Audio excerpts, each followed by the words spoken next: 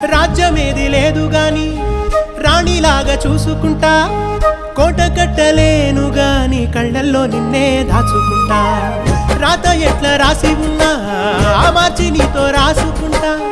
స్వర్గమంటూ ఉన్నదంటే అది నీతోనే ప్రతిరోజు పంచుకుంటా.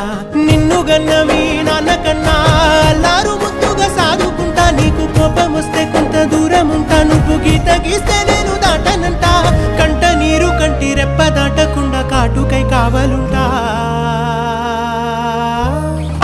రాంబాయి నీ మీద నాకు మనసాయనే, ఏనాడు నిన్ను వీడిపోని నీడైతనే.